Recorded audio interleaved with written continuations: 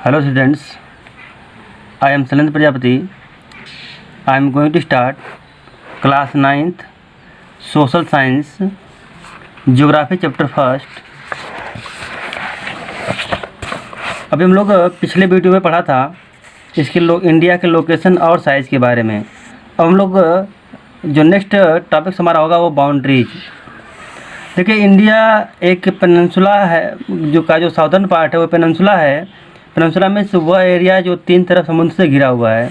तो भारत का ये जो पेनिनसुला इंडियन पेनिनसुला भाग है वह तीन तरफ समुद्र से घिरा हुआ है। इधर बे ऑफ बंगाल, अरेबियन सी और इंडियन ओशियन है। जो अरेबियन सी है वह हमारे कंट्री के इंडिया के वेस्ट में और बे ऑफ बंगाल जो है वेस्ट में पड़ता है, जबकि इंडियन ओशियन जो है वो इंडिया के साउथ में है। इंडिया की जो बॉर्डर्स है वह पाकिस्तान, चाइना, नेपाल, भूटान, म्यांमार, बांग्लादेश से मिलती है, जबकि भारत के पास दो सी नेबर्स हैं, श्रीलंका और मालदीव। श्रीलंका जो है वह पाक स्ट्रेट और गल्फ ऑफ मन्नार से अलग होता है। देखिए, जैसे ये श्रीलंका है तो ये जो भाग है ये पाक स्ट्रेट और गल्फ ऑफ मन्नार से ये श्रीलंका और पाकिस्तान दोनों अलग होते हैं। कोस्ट लाइन, इंडिया है ये फेयरली रेगुलर कोस्ट लाइन। देखिए, इंडिया के पास नियमित समुद्र तट हैं, लेकिन भारत के पास प्राकृतिक हार्बर्स नहीं है। हार्बर्स में तो बंदरगाह होता है, उसके पास नहीं है। The gulf of Kutch and gulf of Khambhat are found along the coast of Gujarat. ये जो दोनों गल्फ हैं वह गुजरात कोस्ट पर पाए जाते हैं। Lake Chilka is found along the east coast of Orissa, जबकि चिल्का लेक जो है वह उड़ीसा के कोस्ट पर पाया जाता है। Island, as you know India has two island group, first Andaman and Nicobar and second Lakshadweep. Andaman Nicobar जो है वह पाया जाता है, यह मैप में दिखाया गया है। अंडमान निकोबार जो है वह बे ऑफ बंगाल में पाया जाता है, जबकि लक्षद्वीप जो है वह अरेबियन सी में पाया जाता है। अब इसका जो लैटिट्यूडनल एक्सटेंट कितना है, इसको ये जो आइलैंड ग्रुप है इसको हम लोग गल्फ ऑफ कॉम्बे के नाम से भी जानते हैं। लैटिट्यूड, अब इसका जो लैटिट्यूडनल एक्सटेंट है वह 8 डिग्री नॉर्थ, ये यहाँ जो है वह 8 डिग्री नॉर्थ से लेकर के 14 डिग्री नॉर्थ तक पाया जाता है ये। और ये जो आइलैंड है ये ग्रुप ऑफ मेनी आइलैंड में, यहाँ पर कई तरह के आइलैंड्स के ग्रुप पाए जाते हैं। कुछ ऐसे ग्रुप हैं जो काफ़ी छोटे हैं, वे इनहैबिटेड हैं। Many of these island are the volcanic origin, और यहाँ पर ऐसे बहुत से वोल्केनोज हैं जो यहाँ पर उत्पन्न होते हैं। कन्याकुमारी, तो ये जो कन्याकुमारी है वह हमारा, ये कन्याकुमारी जो हमारा बिल्कुल सदर्न पार्ट है, ये हमारे जो कन्याकुमारी है ये southern most tip of the main land of India. ये हमारे मेन लैंड इंडिया का सदर्न मोस्ट पार्ट है। This point is only 8 degree southern most point of India. देखिए, यह हमारे इक्वेटर से मात्र 8 डिग्री ऊपर होती है, जबकि यह हमारा सदर्न मोस्ट पॉइंट नहीं है। हमारा सदर्न मोस्ट पॉइंट है इंदिरा काल, ये हमारा इंदिरा काल है, यह हमारा सदर्न मोस्ट पॉइंट है, जो कि अंडमान निकोबार लक्षद्वीप में पाया जाता है, और ये बे ऑफ बंगाल में सिचुएटेड है। India and the world,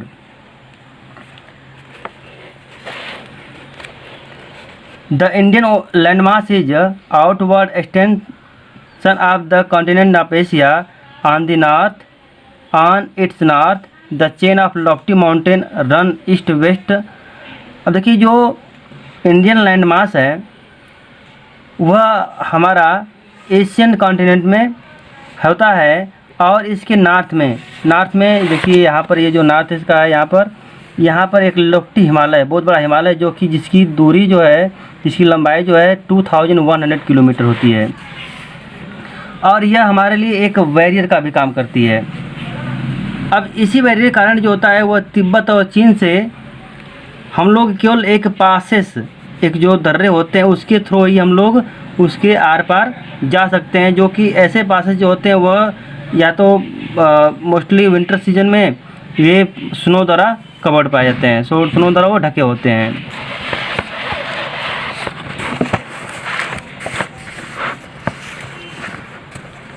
India है the central location between east and west Asia. अब देखिए इंडिया का लोकेशन क्या है।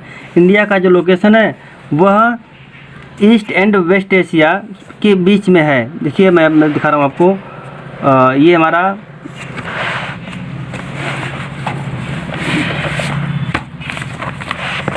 मैप हमारा है। इस मैप में ये हमारा एशिया कॉन्टिनेंट है, और इस एशिया कॉन्टिनेंट में जो हमारा लोकेशन है वो सेंट्रली है। The trans Indian route, ocean route which connect the country of Europe in the west and the country of east Asia. अब इस हमारा सिचुएशन जो है वह ओशियन के पास बिल्कुल है, और इस ओशियन के पास के होने की वजह से हम आसानी से जो ईस्ट एशिया और वेस्ट एशिया के कंट्री से कनेक्ट कर पाते हैं। अब दक्षिण का पठार, यहाँ पर जो दक्षिण पेनिनसुला है वह हिंद महासागर में शीर्षवत फैला हुआ है। जैसे कि हमारा जो ये भाग है वह बिल्कुल क्या शीर्षवत ये फैला हुआ है, और पश्चिम एशिया, अफ्रीका और यूरोप के देशों के साथ साथ पूर्वी एशिया के देशों में भी पूर्वी तट के माध्यम से निकटतम संबंध बनाए हुए हैं। हिंद महासागर में किसी भी देश की तटीय सीमा भारत जैसी नहीं है। भारत की इसी महत्वपूर्ण स्थिति के कारण एक महासागर का नाम इसके नाम पर रखा गया। देखिए ये है इसके कारण, इसका नाम क्या पड़ा है, इंडियन ओशियन पड़ा। अब इसका क्योंकि हमारा यहाँ से कांटेक्ट कई देशों से होता है। अब देखिए सुएज कैनल को 1969 में ये ओपन किया गया था। अब ये सुएज कैनल क्या है, अब इस सुएज कैनल को मैप में दिखा रहा हूँ। देखिए ये जो सुएज कैनल है यहाँ पर रेड सी है, ये रेड सी है।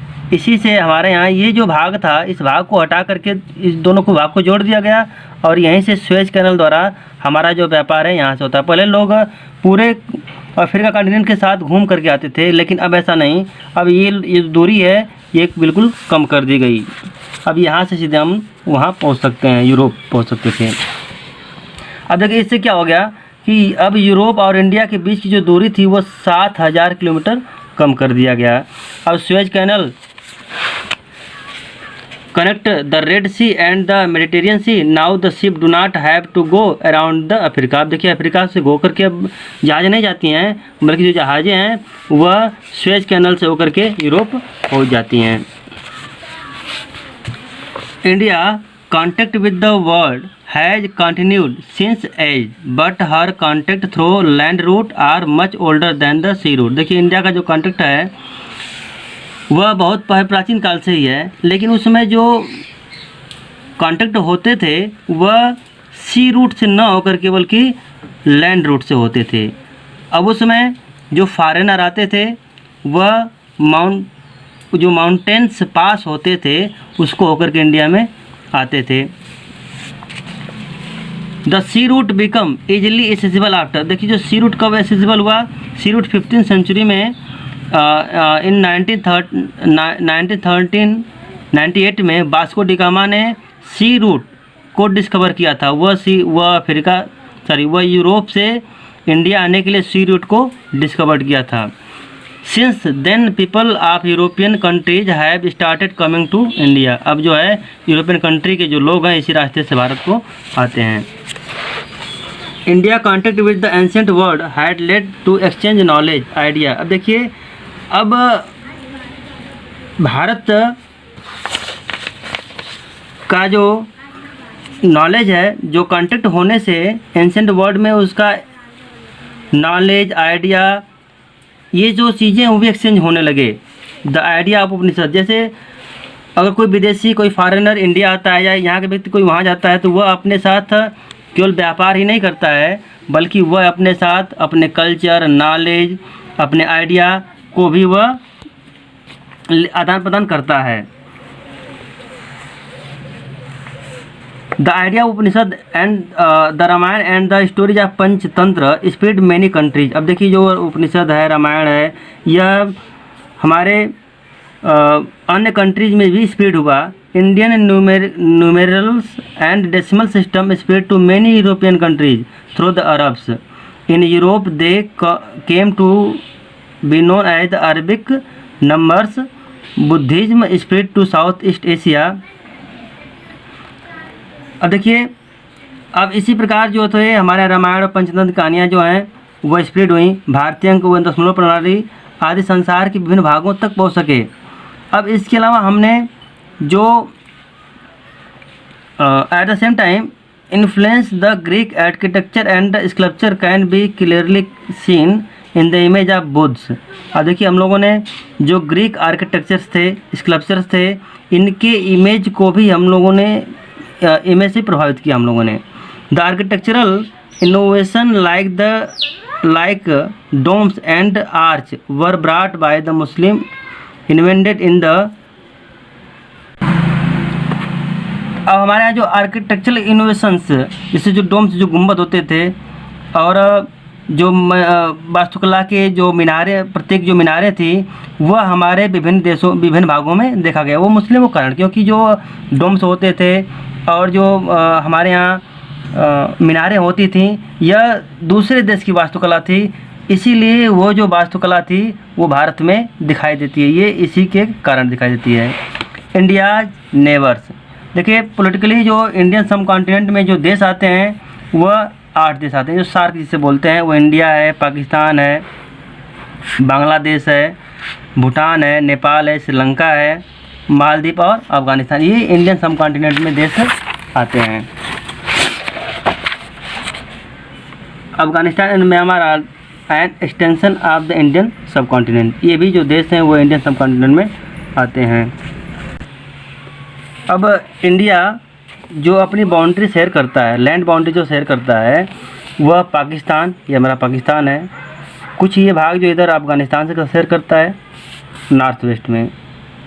चाइना, नेपाल और भूटान, ये जो देखिए चाइना है, नेपाल है, भूटान है, इससे अपनी बाउंड्री जो शेयर करता है वह north, in the north. Myanmar and Bangladesh in the east. ये देखिए, ये म्यांमार हमारा है, ये बांग्लादेश इधर कौन चला जाएगा आपका, ये हो जाएगा आपका ईस्ट में हो जाएगा आपका। इसके बाद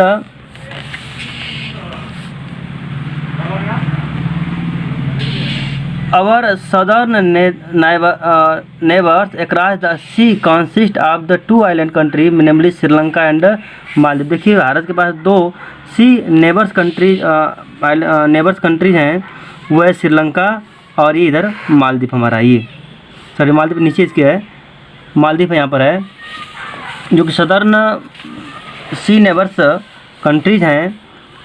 और जो श्रीलंका है, बताया गया अभी, श्रीलंका जो है पाक स्ट्रेट और गल्फ ऑफ मन्नार से अलग होता है।